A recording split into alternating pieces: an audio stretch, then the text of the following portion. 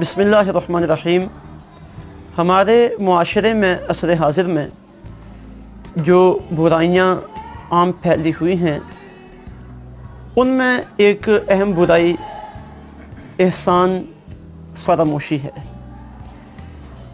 جو بھی آدمی کسی پہ کوئی احسان کرتا ہے اور کسی کے کام آتا ہے، گو اس کے ذہن میں تو یہ بات نہیں ہوتی کہ یہ بندہ ساری زندگی میرے احسان کے بوجھ تلے دبا رہے، لیکن بحیثیت مسلمان ہمیں یہ تعلیم دی گئی کہ ہر لمحہ تم اپنے محسن کے شکر گزار رہو اور ساری زندگی اس کے احسان کو یاد رکھو اور پھر اس کے لیے تم دعا گو بھی رہو۔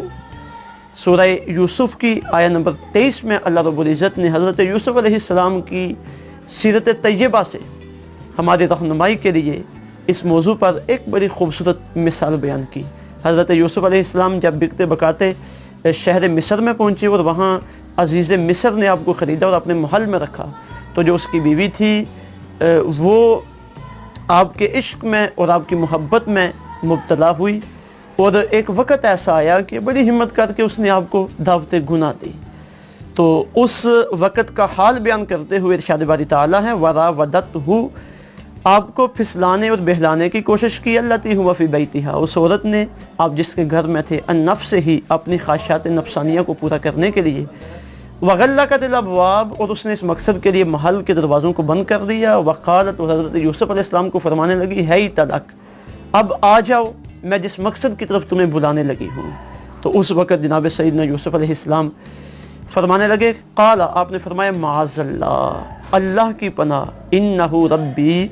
بے شک میرا آقا، یعنی وہ جو تیرا خامد ہے وہ میرا آقا ہے، احسن مثوائی، اس نے مجھے بڑے اچھے طریقے کے ساتھ رکھا ہوا ہے، اس کے مجھ پہ بڑے احسانات ہیں، بڑی کرم نوازیاں ہیں۔ یہ کیسے ہو سکتا ہے کہ اس نے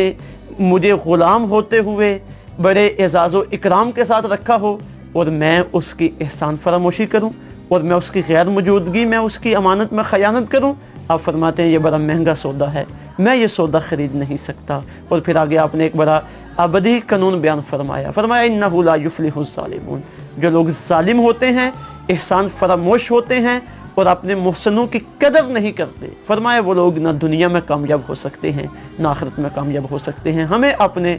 گرد و پیش میں اس بات کو پیش نظر رکھنا چاہیے، جو لوگ بھی کسی بھی موقع پہ ہمارے ساتھ نیکی کریں، پھر ہمیں اس نیکی کو یاد بھی رکھنا چاہیے اور ہماری یہ کوشش ہونی چاہیے کہ ہم ساری زندگی ان کے شکر گزار رہیں، تاکہ معاشرے میں ایک نیکی کا ماحول بنے اور لوگوں کے ساتھ محبت کا ماحول پیدا ہو۔ اللہ رب العزت ہمیں عمل کی توفیق عطا فرمائے۔